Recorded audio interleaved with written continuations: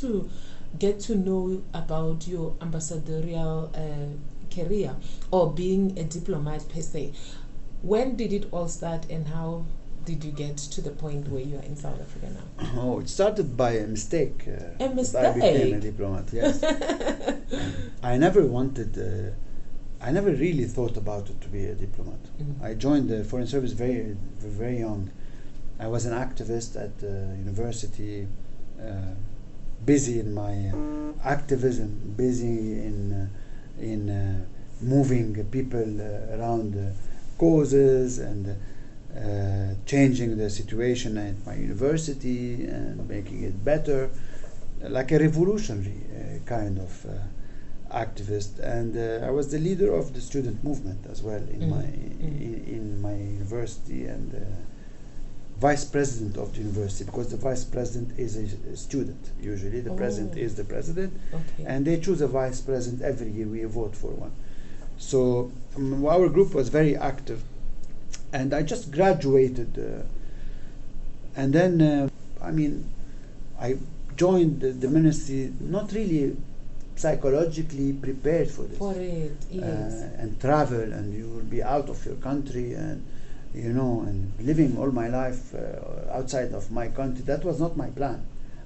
I did not even have a plan, to be honest, at that time. You were just living I was in the living moment. it, and I was very intense in the moment. Yeah. I did not need to think of the future. I was not anxious about it. And of course you need to plan, but I knew that I had it. I had I didn't have anxiety about it at that time. The anxiety grew when I knew that, now my life will change, I have to leave my country and go. And they heard me saying in the ministry that I want to go to India.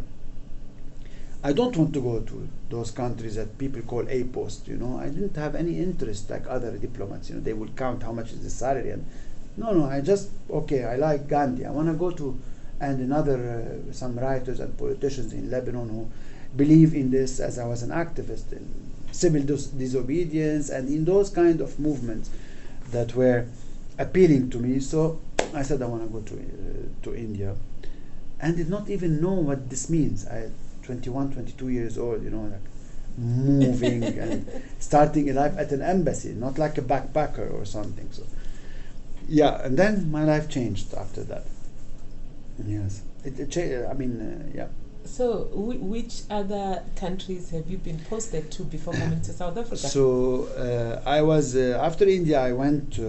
There was a war in Ivory Coast, so and around Liberia, and so they wanted to strengthen the embassy. I went to Ivory Coast for a year, and then from Ivory Coast to Vienna for 3 years.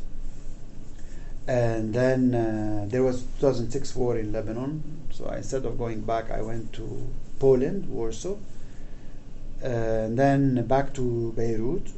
I was in the protocol, deputy chief of protocol, and then in the cabinet of 2 ministers, and then posted to Sao Paulo. I went for 6 months to Belgrade, to Serbia, and from Sao Paulo, first time in Basel in South Africa. This is what Lebanon and South Africa mean for me. Everything has a meaning because we are different. God did not create us as the same, and we are here to experience ourselves. You cannot experience yourself if everyone is the same like you and very similar to you. That will be boring, and that will be not driving you really further, and that will not be a trigger for your human curiosity as a person to grow and to experience yourself, and for your mind to be more free. And this is how I started my career. When I went to India, for example, and South Africa, the same. They have the same feelings, emotions. Nothing was strange, to answer your question, but everything was interesting in the sense of I come from a country which is called a message, which is called a prototype of living together.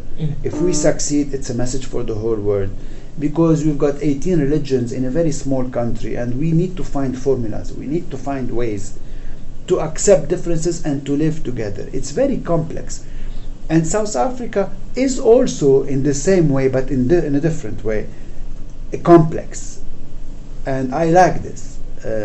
Homogeneous countries are interesting also for people, but it doesn't move me as a person more than heterogeneous societies, and which leave more space for you to explore and to interact and to connect.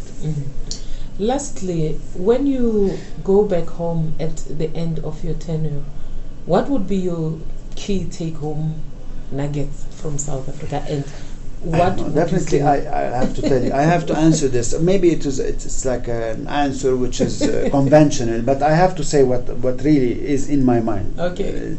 Someone else will definitely answer differently, but South Africa, I was in a post which is maybe considered in some countries as a B post, for example, because of some reasons, because of I don't know how they classified them.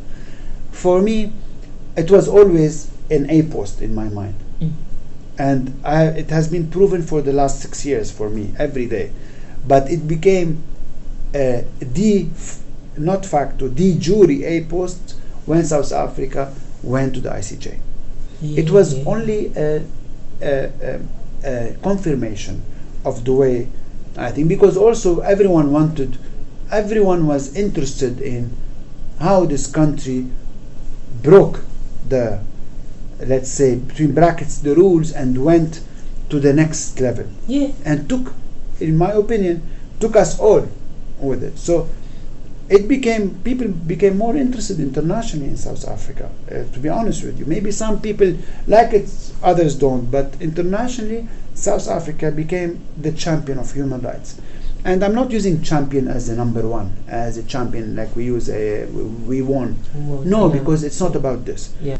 And the interest in South Africa, it became the one which is the most highly positioned on the map, in my opinion. Yeah. When you went and said, this is not the meaning of life that we are meant to have. This is it. Yeah.